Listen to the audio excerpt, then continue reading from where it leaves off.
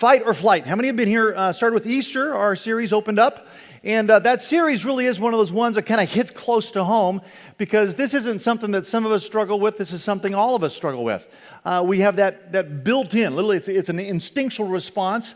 Whenever we are faced with something threatening or fearful, we will do fight or flight.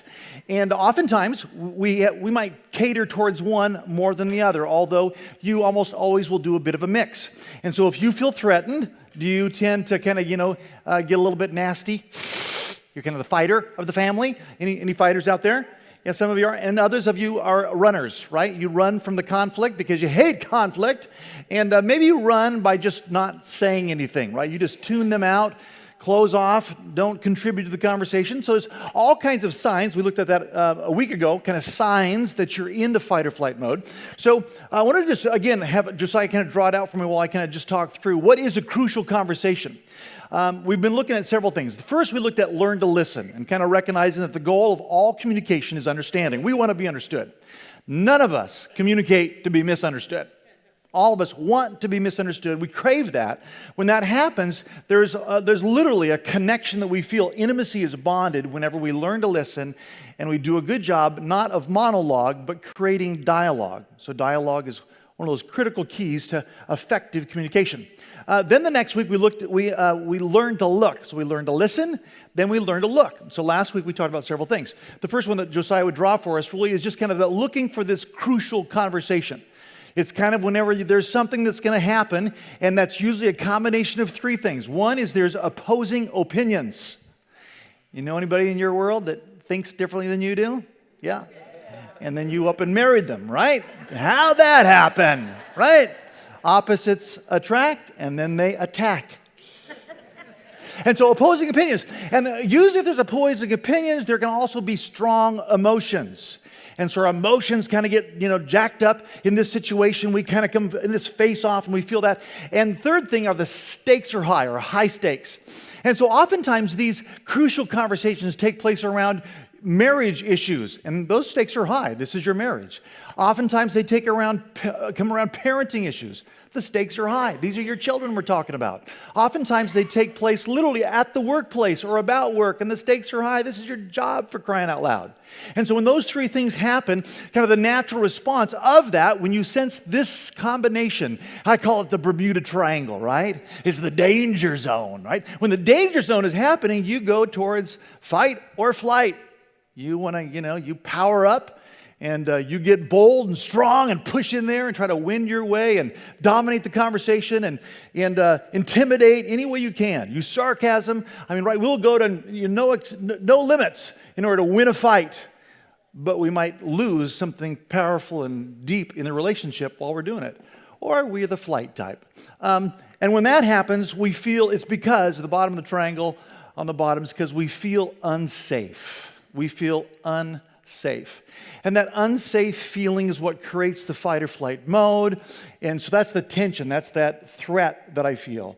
So thank you very much, Josiah. That helped me to kind of keep talking and keep moving. So take out your notes. We want to kind of continue to process today. And so we learned to listen. We learned to look. And now we're going to learn to make it safe. We want to learn to make it safe. What do we do to kind of deal with the situation when we're not feeling safe in a conversation or situation? How do we kind of restore safety? So as we kind of think about that, the first thing I want us to kind of just recognize is that the first deal to start first is safety first. Recognize safety first. The last several years we've been doing a rafting trip with our stretch program, which comes up this summer. And by the way, if you've never done stretch, we'd love to have you participate. We have a men's and women's stretch. The men's stretch are doing something kind of unique this year. We're kind of focusing on the whole idea of mentoring. And so we're asking if you come to stretch, if at all possible, bring an adolescent, bring a youth, bring a 20-something, or if you're 80, bring a 60-year-old. Bring somebody maybe a little younger than you, and we're going to try to connect this mentoring idea throughout the whole program. So everything you do, you'll be doing with someone else kind of shadowing you. That doesn't mean you have to have it all together. No mentor has it all together. But we want someone maybe that's just a few steps ahead of us, just to kind of help us navigate. So the men's stretch is going to kind of focus on that. So I want to encourage dads and sons nephews, any connection you have. If you don't have someone, then we're going to try to pair you up with someone that you might have some affinity with.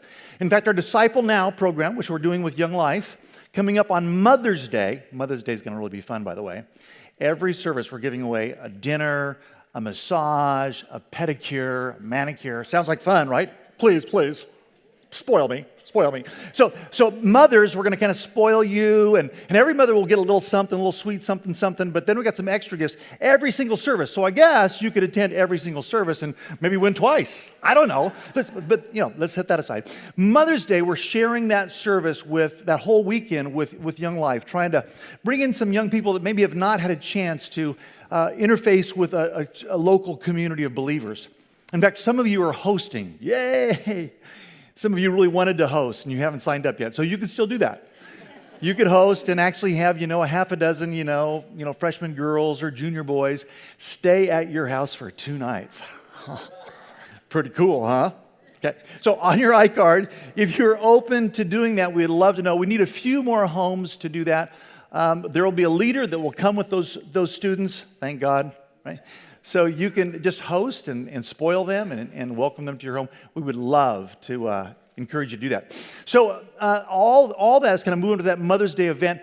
So as we kind of think about this idea of kind of learn to make it safe, we want to kind of mentor others. So maybe in your own family, as you think about this, I want you to recognize that if your own fight or flight response is one that is kind of under the radar, what will happen, I guarantee you, what will happen is you'll take those responses and your behaviors, your habitual way of dealing with conflict, because that's kind of what that is, right?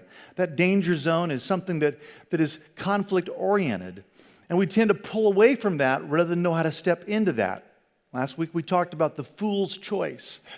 The fool's choice is whenever you see the danger zone happening, when you anticipate this crucial conversation is approaching or you're right in the middle of it, we do the fool's choice. We either say something poorly. Some of us will say, someone had to be honest with them, right? Like that's a good excuse to be blunt and unkind. We say something poorly or we make the choice to say nothing at all. Either one of those is the fool's choice and nothing gets better. And so we walk away from those conversations kind of looking back and saying, that didn't go very well. Gosh, I wish I could have a do-over with that one. And yet, we don't learn any new skills. And so we're trying to just kind of stir that up and ask everyone to kind of think about that. I want to talk about a couple as we kind of go through today's points. So we're going to track a couple by the name of Jonathan and Julie. And this could be any couple, right? This could be Mark and Melissa. This could be Matt and Michelle. This could be Bob and Brenda. This could be any couple, right? The names have been changed to protect the innocent. But the facts and the storyline has remained the same to highlight the guilty. Because really, we're all guilty. We're all guilty of doing fight or flight. We're all guilty of not communicating as well as we could or should. And so as we kind of hear their story, you might hear some of your story. No one sent me an email about you. Your spouse is not ganging up on you. It's not an effort to all of a sudden point the finger at you. But you might find some of these things kind of similar. We're going to look at this couple because they're like any other couple. They really want a strong relationship, but their strong emotions can often get spiked around times when they have opposing opinions, when they just don't seem to agree. And so we're going to look at several scenarios that Jonathan and Julie experience. Particularly, we're going to look at their physical relationship because oftentimes this is kind of a scenario that repeats itself over and over for them, is that Jonathan wants to be amorous. He wants a higher level of affection in their relationship that ultimately leads to, intimate lovemaking. But Julie oftentimes feels like, she's not in the mood. It's not a good time, or the classic, I have a headache. So any of these things can kind of feel like for Jonathan, things are sidetracked and things run amok instead of run into a place of intimacy and doesn't know what to do with it. And so they're struggling with this, but they've been coming to service. And so they've been listening. Jonathan's been listening very carefully. And he's kind of figured out that this whole thing really makes a lot of sense because it's how he lives. It's where they're at. And it's oftentimes what pulls them apart rather than brings them together. And even despite their best efforts to communicate, they feel more misunderstood than understood. And so how do we kind of figure that out? How do we navigate that misunderstanding? So safety first. Number one in your notes. The idea of safety first really is this understanding that God wants us to begin to bring repair and safety to relationships. I remember now why I was talking about stretch, because we went on this rafting trip for the last several years. And this rafting trip we've come to kind of know that we're going to go rafting, and it's kind of the same song and dance every time we go. We go and we set up camp, and we about an hour and a half before we actually launch the rafts, we have to sit down for the safety talk. Well, safety talk's wonderful. I mean, they tell you about your helmet. You got to wear a helmet. They tell you about your life jacket and make sure it's not upside down. You don't want your feet bobbing right in the air, in the water. All these things are very, very important to do in order to have safety. First, your paddle. How do you use that paddle? Not against your neighbor, but in the water. And how do you row appropriately? All these little things. How do you when your friend falls out of the boat, how do you get them back in? Just stop laughing at them and help the poor guy, right? But there's multiple ways to do that. So they give you some really good techniques about how to get that guy in the boat. Those are super, super helpful. And I guarantee you, man, when we got out there, in fact, first thing when we got in the boat, they said, okay, now we're going to practice a little bit. I'm going, okay, yay. They go, take your oar, and you got your oar, holding it just right, and together, together now, roar, or forward, I'm going to say forward, and backwards. And so we practice. And then literally he said, I'm going to fall out of the boat, and I want you to help me back in. And so we practice on how to get somebody, grab them by, the collars of their life jacket, and literally pull them over on top of you to get them back in the boat. And, it worked. It worked. The amazing thing is we used every one of those safety skills, those tools, over the next, 8 miles of rafting. It's a little bit like that. I mean, what you want in relationships is you want to recognize it's not going to be all calm waters. Now, when we go rafting, the last thing I want are calm waters, right? Give me the white caps, right? I want that. But in relationships, not so much. And so, there's two things we got to kind of do and recognize if we're going to create safety in a relationship is recognize the difference between content of a conversation and conditions of a conversation. The content is the information that we're giving back and forth to one another. It could be about the kids. It could be where to do vacation. It could be about our physical relationship. It's the content, but the content can oftentimes place second to the conditions of the conversation. That's when the emotions start getting strong.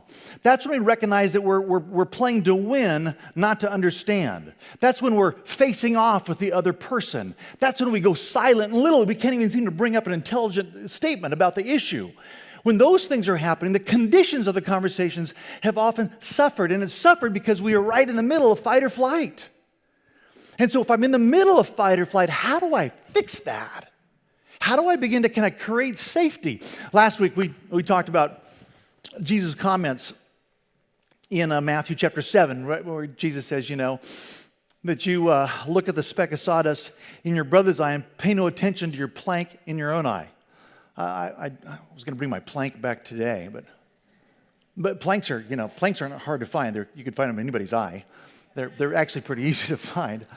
But whenever we recognize that what Jesus was saying was, he wasn't saying, don't worry about the speck in your brother's eye. We can often kind of conclude that, I shouldn't worry about the speck in my brother's eye. I just got the plank in my eye. No. He kind of went back around and said, no, when that plank's in your eye, we got to recognize we need to get that out of there.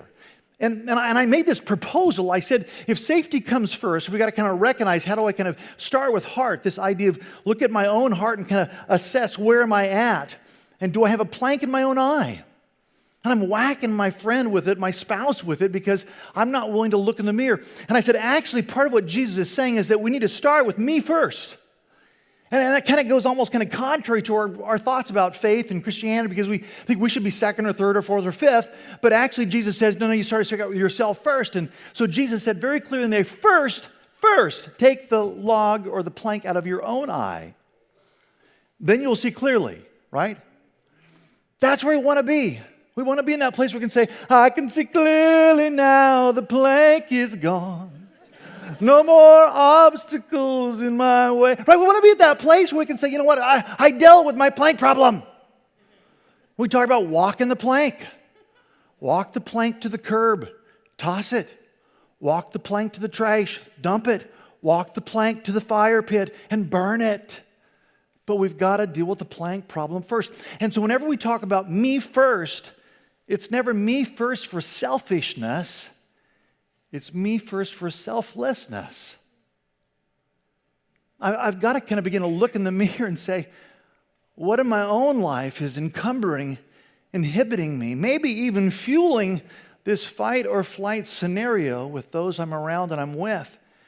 And kind of recognize, where am I going towards fight or flight? And how do I kind of rein that in and begin to deal with that appropriately? When I do, good things happen. So we want to come back and ask that question. So we talked about this last week. What do I want for me, for the other person, and for the relationship? When we have that sense that we can ask that, what do I want for me, for the other person, and for the relationship? That's a great question. And it's not what do I want for me in terms of how do I get them back, how do I hit under the belt. It's more what do I want for me in terms of what do I really want to accomplish in this relationship? And we talked about the fact that Scripture challenges us to kind of think about the implications of Christianity and our faith in God. So the Apostle Paul was doing exactly that with Timothy in 1 Timothy 1:5 when he said the goal of our command is what? Is love, which comes from this pure heart, a good conscience, and a sincere faith. Because when I'm doing this, looking in the mirror thing, there's a purification of my heart that has to happen. But I'm willing to honestly say, wow, why did I do that again? Why did I go on attack mode? Or why did I, stuff my feelings? As Jonathan's been kind of sitting in service, kind of paying attention, he recognized that he's guilty of both. He can attack and he can take flight. He can do either one of those. But his kind of mode of operation is to go into emotional hiding, flight. And conversely, Julie's kind of approach is going to attack mode. And she can just kind of unload both barrels. And concerning their physical relationship, it's gotten nasty. It's gotten nasty. She'll, in times in attack mode, she'll tell him, you're a sex fiend. You'd never be satisfied if I gave you it all the time. You'd never be satisfied. It just turns into a toxic conversation. And he just pulls out low blows as well. So you're such a prune, every time I touch you, you go ballistic. I mean, so these hurtful things are kind of, lobbed back and forth, kind of continuing to exacerbate the challenge of their relationship. But Jonathan's been paying attention, and he recognizes that actually whenever she goes into fight mode, that's just an indication she doesn't feel safe. Starting to recognize that when that happens, he has to learn to look at his own heart, and look at her heart, and say, what do I want for me? What do I want for her? What do I want for our relationship? And come to that place where, what she does is not beneficial, and what he does is not beneficial. And so they've got to make a decision. I got to do something different. And so kind of the byline to our whole series is a better way. Right? There's the fight or flight response, and you're going to constantly have that temptation to go one of those two directions whenever you don't feel safe. But there is a better way. Thinking about Paul's comment in Galatians chapter 5. He's all the law and the prophets. The entire law is summed up in the single command: love your neighbor as yourself. Well, Jonathan's been listening. And he's bound and determined, so he's been processing with his men's group, his perceptions, and kind of where he oftentimes doesn't feel safe, and recognizes he has to get the log out of his own eye. And so if we think about this, we want to also kind of think about what happens whenever I don't feel safe. What happens? What creates this lack of safety? One of two things are taking place whenever you or the other person doesn't feel safe. Either number one, there's a lack of mutual purpose, or shared purpose, shared or mutual purpose. That's one. So this is number two in your notes, number one and number two. So there's a lack of mutual purpose or shared purpose. And then when that happens, it's kind of like that's the opposing opinions thing. That's when we're at odds. We cannot seem to agree on this thing. And we end up embroiled in a fight or flight response. And it never ends well. It never ends well, that opposing opinions. And so if we kind of look closely at our couple, this is not the only thing where this manifests itself. In fact, their finances, it kind of manifests itself there. I mean, for one of them, once and sometimes will even purchase new toys without saying anything to the other one, which makes the other one so frustrated because the other one, they're so committed to debt reduction. They're committed to the debt reduction until it eliminates the national debt. I mean, they're over the top committed. And so they find themselves in opposing places where there's not a mutual purpose in their finances, and they find themselves there again. They're also young parents. And so young parents, right, we tend to parent the way we've been parented. And so one of them thinks that, the answer to family bonding is the family bed. And so little 2-year-old Jillian sleeps with them all the time. Now, that doesn't help the first problem very well, does it?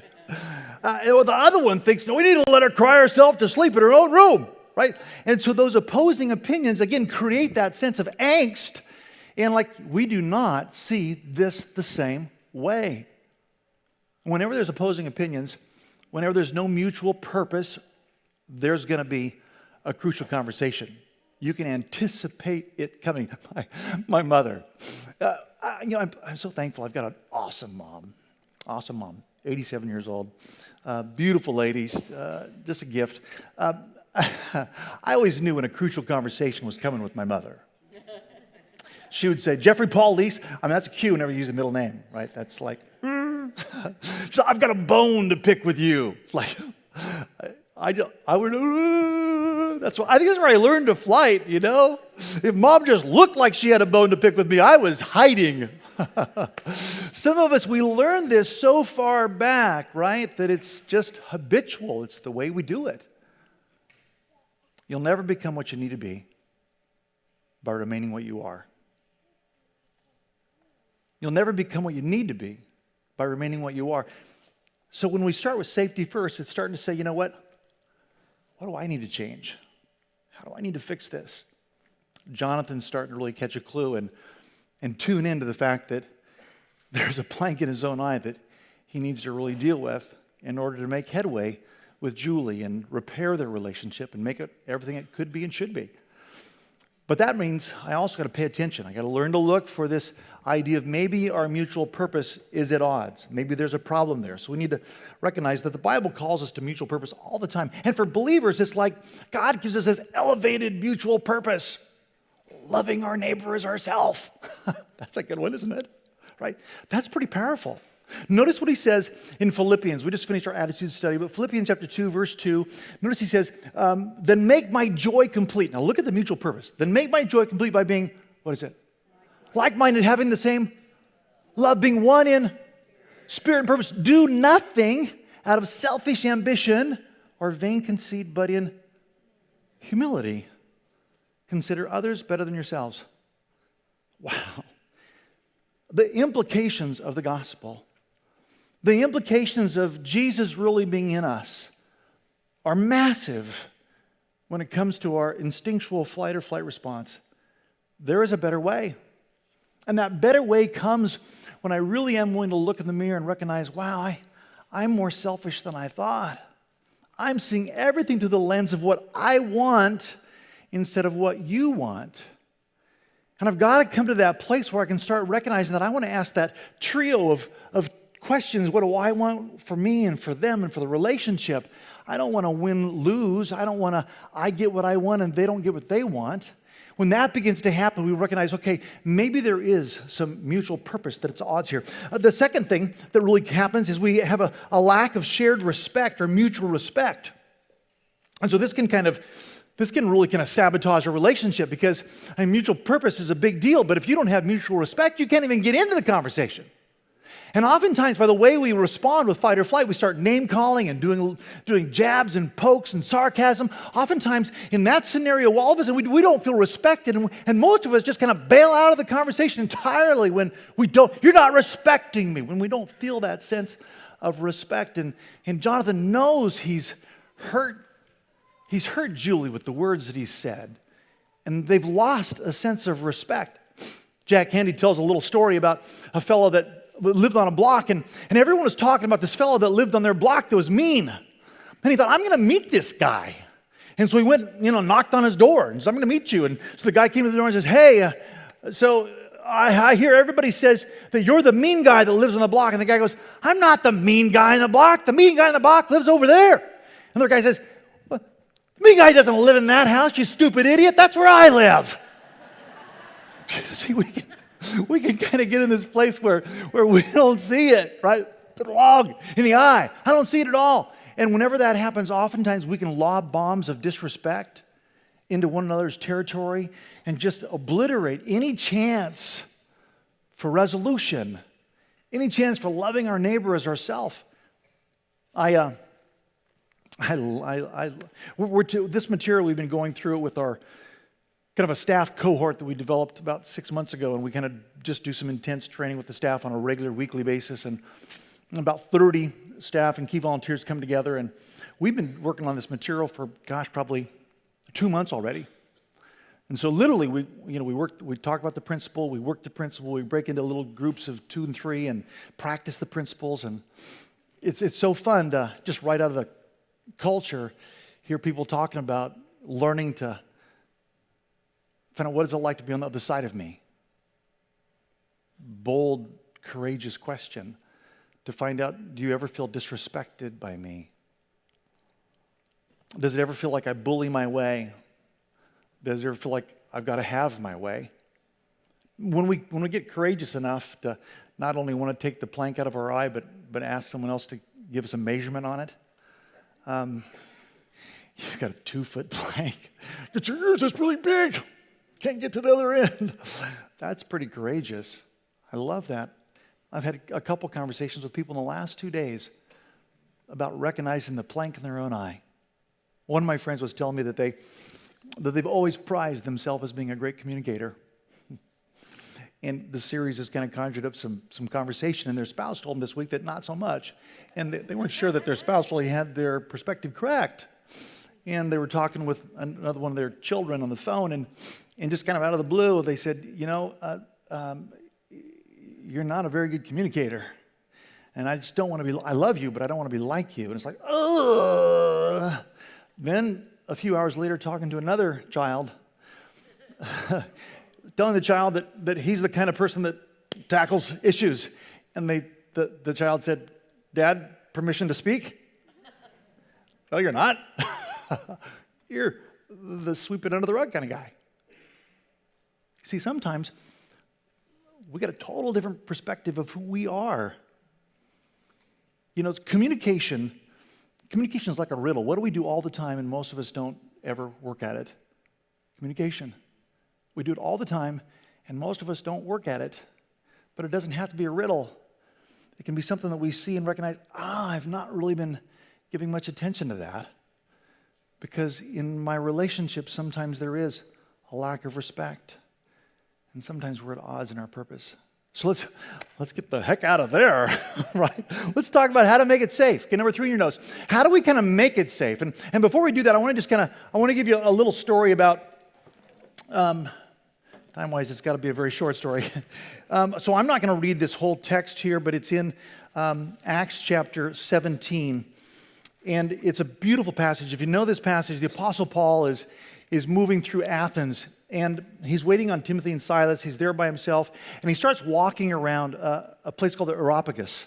And it's in this place where it's this hill, and there's this council. These Areopagus is this council of Stoics and Epicurean folks, which are at odds already. One believes that there is no afterlife, and the other believes there is, and they're already kind of at odds. But Paul's walking around there and sees all these Greek gods. And for the Greeks, gods were tangible things they had to see. And for Jews, God was something we can't see. It was something we hear, that God speaks into our life. And so they were at odds. And so Paul comes into this very paganistic culture and talk about opposing ideas, right? You want to create an opposing idea at your workplace, bring up politics and religion, right? And so that he walks into this situation in a very religious, very controversial area, absolutely opposed to the beliefs and fundamentals of Christianity. And throughout this chapter, I encourage you to go home and read today, Paul literally navigates this very opposing, strong emotion, high stakes scenario with beautiful skill. He comes in and they say, we want to hear what your perspective is here. And he says, as I was walking along looking at all your idols, I noticed one idol that had a label on it, to the unknown God. And then this dates back to, several centuries earlier when there was a famine in the whole area, and out of crisis they were pleading to their gods to solve the problem, and it wasn't changing. And so there was this suggestion by one of their prophets to release sheep and don't feed them for several days, and then after several days release them. And if any sheep sit down, take the sheep that sit down and kill it and sacrifice it to an unknown God, because obviously we're missing something. And so Paul harkens back to their own poets, and he quotes them with respect. With respect, he converses with them about their unknown God. And from that point on, he doesn't say you or me, he says we and us. And he loops them in on a conversation where he gives them this incredible respect for what their history is and what they believe. Rather than attack what they believe, he respects what they believe and adds to it. And by adding to it, he says, I want to tell you about this unknown God, because this God, and he tells about the God revealed through Jesus and what he's done. And by the end of that conversation, at the end of chapter 17, two people are mentioned specifically, and others are implied, that they joined the faith. Masterfully, he navigates that crucial conversation in such a way that those unbelievers, some of them were still opposed, but some of them said yes to faith. I wonder, you think about our own comfort in talking to someone else about our faith. That's a crucial conversation, isn't it? Do you fight? Or do you just not even do it because you fight? It's so applicable, right? For Julie and Jonathan, so applicable for us to recognize that we've got to begin to kind of recognize. So I want to talk about some ways to make this safe. So there are several things. The first one kind of, I think about, and we're going to go into Ephesians 4 in a lot more depth next week. But verse 32 says, look at this, be kind and compassionate to one another, forgiving each other just as in God Christ forgave you. Just as in Christ God forgave you. So we think about this little implication of the gospel. The implication on relationships is this overarching ability to be loving, right? Be kind and compassionate. It sounds like Paul's definition of love, right? In 1 Corinthians, love is patient and kind. This compassion that God wants us to have for others. Whenever you recognize you're in a crucial conversation, whenever you learn to look and say, you know what, man, that was a low blow. I shouldn't have said that. It's a simple solution. Apologize. Simply apologize. Recognize, I just got to own that I crossed a line. That I'm so sorry. I shouldn't have said that. That was unnecessary. It didn't respect you, and I'm really sorry for that. Jonathan was kind of recognizing that he had some apologizing to do with Julie. And so he began to kind of share that, you know what? This area that gets under his skin kind of, and he recognizes that he's got to stop saying she pushes his buttons because they're his, and they were there long before she came around. He's got to take some ownership of that. And he's got to apologize for whenever he's damaged the relationship. The first thing that we can do whenever we sense that crucial conversation happening, coming on the rise, is to recognize, you know what, I need to apologize. Now, I want to give you a little bit of counsel on that. So this could be like about, what you said or what you've, how you've said it. Sometimes it's how you say it more than what you say. It's the condition, not the content. Others, it's what they've heard. What they've heard. Have you ever had someone just swear up and down, you said, I heard you say, and you're going, I didn't say that. No, I heard you say that. Right? We can have this chance to hear things. It's that little statement that I use, I know you believe, you think you understood what you thought I said, but I'm not sure you realize that what you heard is not what I meant. Right? I think we can get all tangled up very, very easily, very quickly. So to recognize that they may have heard something you didn't intend, because, I'm sorry, I apologize that that's the way that came across. because that's what you heard. It was not what I intended to say, but I injured you. I hurt you in that. And I just apologize. Now, I want to encourage you, when you do the apology, does your butt ever get in the way of apologies? I'm not talking about your B-U-T-T. I'm not your gluteus maximus. I'm not talking about that. I'm talking about your B-U-T. Does your butt ever get in the way? Right? We can do that, I'm sorry, but you made me do it, right? I would have done better, but you started it, right? Whenever your butt gets in the way, it nullifies everything you said first. Did you know that? You're wonderful, but it's the girl on the first day, finishing the first date, and she tells the guy, you're really a nice guy, but. What does he do? Just that date's over. Maybe not, but right? But I just want to be friends, right?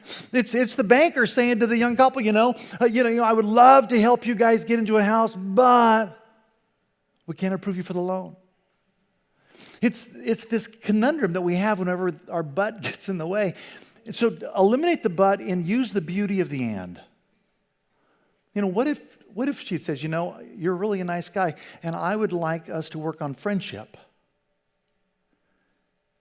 That's a place I could really agree that I could invest in. Or there's a whole different perspective. We want to help you get a loan, and we're probably not the institution to do that, but I can give you some referrals and help you find one that is. The and is a joiner, the but is a separator. And so oftentimes, whenever we're apologizing,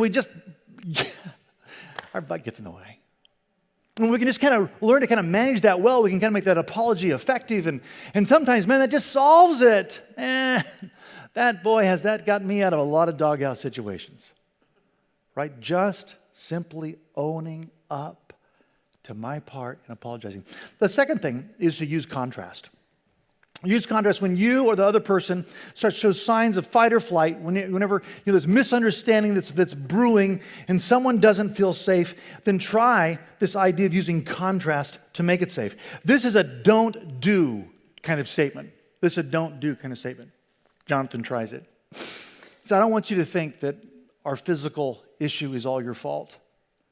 I know it's not. I do take responsibility. It's as much my issue as it is yours. I just want us to figure it out. Major difference. All of a sudden, there's something that changes in this don't do conversation. I don't want you to think that saving money is not important. I do want us to also set a budget so we can do some things that are fun together. It's a don't do. So the don't addresses the misunderstanding, the thing that usually turns toxic and opposing. I don't want you to think that, Dave Ramsey isn't like, a hero to me. I do want to make an envelope for us to have some entertainment together. But all of a sudden now, I've just taken that conversation, instead of going unsafe, it's now safe because of the contrast. I don't want you to think that Jillian can never come and join us and cuddle in our bed. I do want us to help her find a sense of security that we are right down the hall. You see, when we use a contrasting statement, all of a sudden now I can kind of navigate through what was once troubled water into an area where there's maybe mutual purpose, and we can find some cooperation, and we don't have to violate respect in the midst of that. So apologize. And if apologizing isn't quite cut it, use contrast. Use the don't to clear up the misunderstanding, and then use the do to reaffirm the relationship. Now, there's kind of a whole other little section that the folks from Vital Smarts share with us in the book Crucial Conversations that I think is worthy for us to take a little peek at. So real quick, let's take a look at a little acrostic called CRIB. And this is to create a mutual purpose. So I'm trying to repair respect by apologizing and then using contrast. So I'm stopping throwing the bombs, and I'm not doing undercutting. I'm communicating this don't do to affirm how much I like this relationship.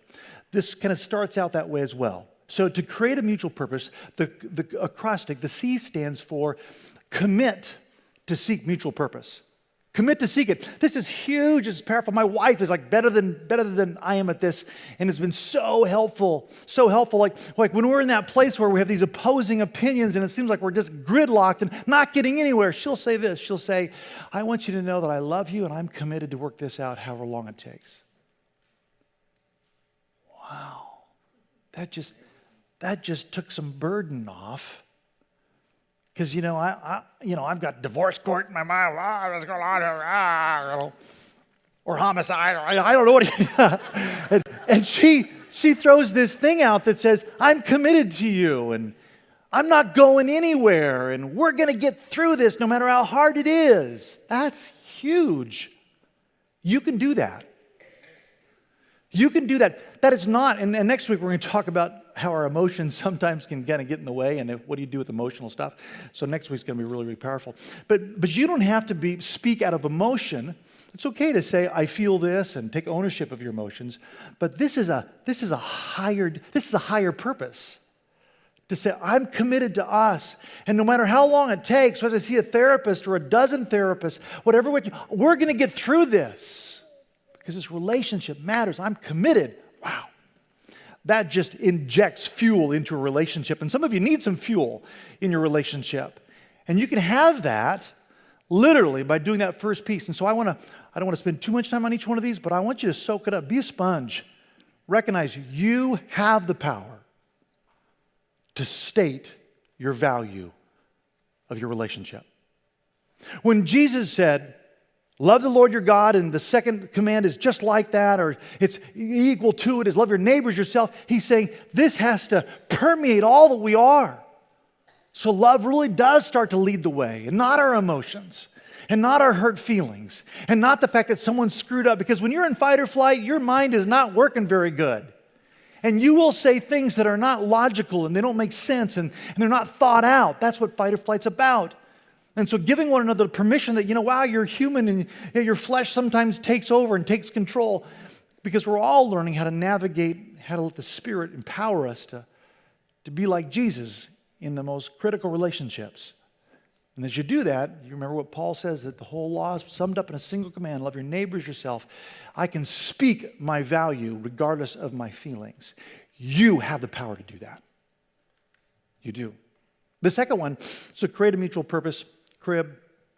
R is recognize the purpose behind the strategy. Recognize the purpose behind the strategy. This can be kind of a tricky one. It can be a little bit of one of those things that we kind of go, I'm not really sure about how this works. The deal is that sometimes our purpose really isn't that far off. It's our strategy that's opposing.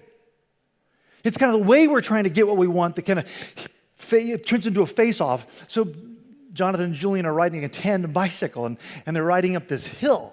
And they get to the top of the hill, and Jonathan gets off, and he's going, "Oh, my gosh. Exhausted. That was so hard." And Julie says, "Dangerous, too."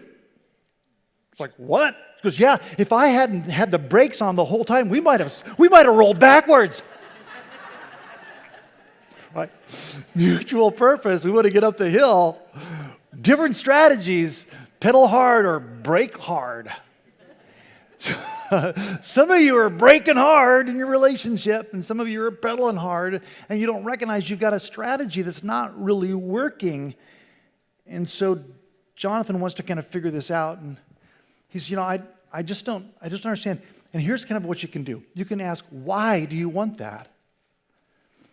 So he got the courage, came out of hiding and said, Can we talk a little bit about, our physical relationship? And she's sure. He's got Juliet a good moment. And he says, why don't you want more affection in our relationship? Why don't you want more affection in our relationship? Just ask her why. She was able to say, I do want affection in our relationship. But for me, it just seems like you end up wanting it at the most inopportune times. I want it to flow at a quality connection, and we haven't had that for a long time.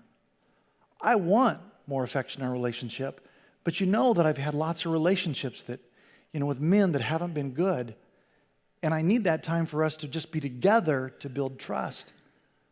All of a sudden he recognizes that, yeah, her approach was one where she resisted kind of the, quick and get her done approach and wanted that sense of nurture and closeness.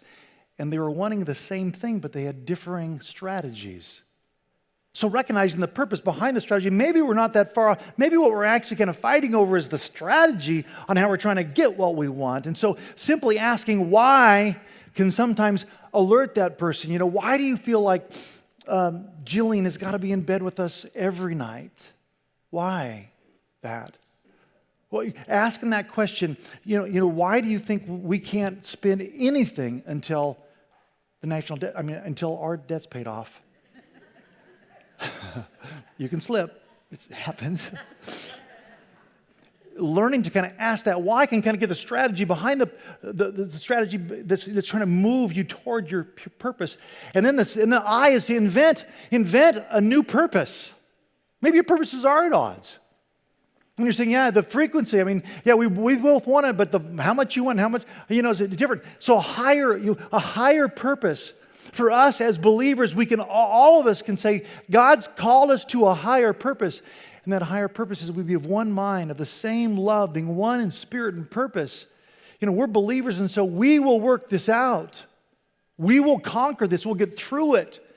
Recognize that higher purpose is beginning to kind of say, we're pursuing something that really is huge. This is our marriage, and so it's more important than our hobbies or anything else that's taking us away from working on this relationship. Can we kind of say that we need to rethink and recalibrate our time together because our relationship, for your sake, for my sake, for Jillian's sake, is the most important thing? Can we agree on that? Oh my gosh, yeah, of course it is. You think no, I do. I want us just to say, what's that higher? Invent a mutual purpose. And the last one is to brainstorm new strategies to meet that purpose. And so this is where you say, you know what, let's think together how we could create more intimacy. And so Julie, who's been listening to the sermon too, she says, how about we just kind of make a list of all the things we could do? What would you think if we took one day a week and we made sure that we didn't spend time with anybody but one another? And we had that as an anchor to our week, that we knew this would be the time that whole evening or whole afternoon, it was just you and me. What about that? You see, all of a sudden we start brainstorming new strategies to kind of meet a mutual purpose, and all of a sudden we find ourselves better than ever before navigating crucial conversations. Not making the fool's choice to say it poorly or say nothing at all.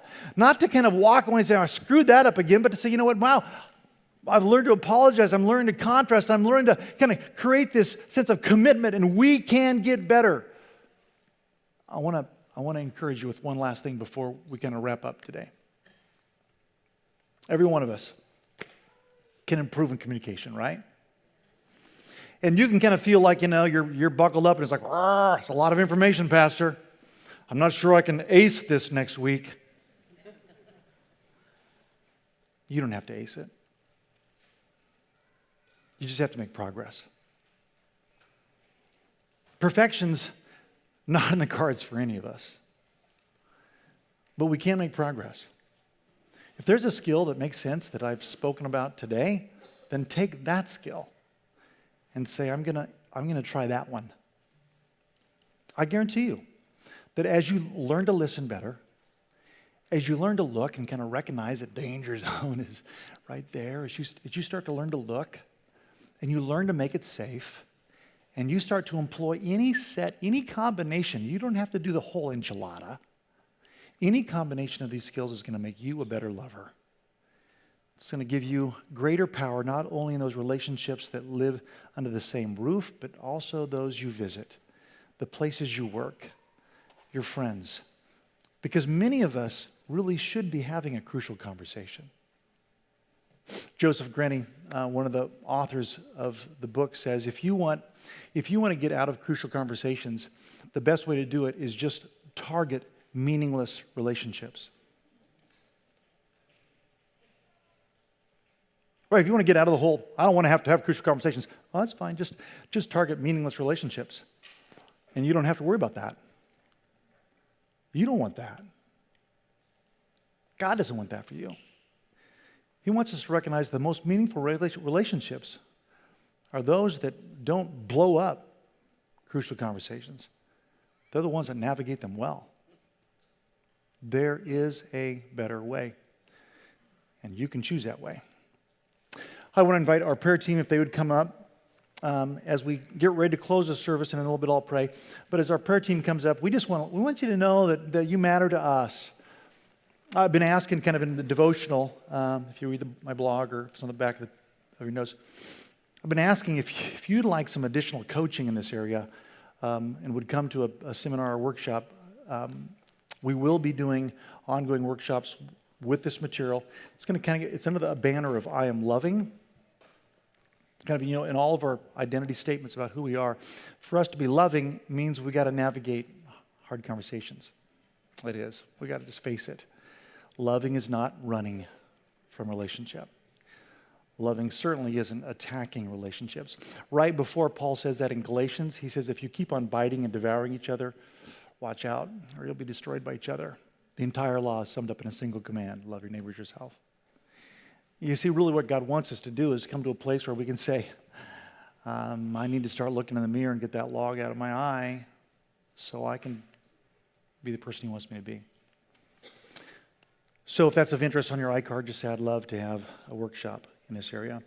But before that, even now, today, you can say, you know what, gosh, I've so polarized our relationship that we don't even talk. Or it's just you're in the middle of that thing and it's hard. Come forward, let us pray for you. God wants nothing more than to empower you by His Spirit inside you to face tough stuff. He does. So we'd love to pray for you. If you've never made a commitment to Jesus, and as we talk about the Jesus thing, you just kind of think, I don't even know what that's about. We would love to connect you with Him. We've got resources. We'd love to connect with you.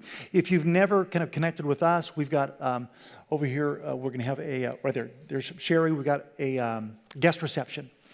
They're after every service. We'd love to have you. Homemade cookies. Remember, you committed YCers, leave the cookies alone. But if you're a guest with us, follow Sherry into our reception room, and we'd love to share some goodies with you. Watch a short little video, just get to know you a little bit, let you get to know us, ask some questions. Because more than all, we want to earn your trust. We want to move forward so we can have the kind of conversations maybe nobody else is having. But when you do that, your relationship might go where nobody else goes. Greater intimacy. Greater progress, greater results. Would you bow your heads with me? Heavenly Father, we are people in process. And you love us through every step of that journey. And so, Lord, no matter where we find ourselves today in that journey, we want to reach out and embrace the fact that you are God that loves unconditionally. And you love us, a people who are so conditional. But Lord, we want to move closer to where you are and further from where we have been stuck. And so we ask for your supernatural enablement that we can grow up to be more like you. That you could help us repair what's broken in our relationships. That you would equip us, Lord, with skills and resolve and a deepening awareness of your Spirit's presence in our lives to turn our back on our flesh and take that log out of our eye and put selfishness behind so we can live selflessly and consider others' interests more important than our own. And Jesus, we need your help to do that. But we're here, and we invite your Spirit to give us an overwhelming conviction. This is the course we need to take. We ask all this in Jesus' precious name. Amen. God bless you. Thanks so much for being here. Look forward to seeing you next week. Learn your path to action. Those crazy emotions. Come join us. God bless. Have a great day.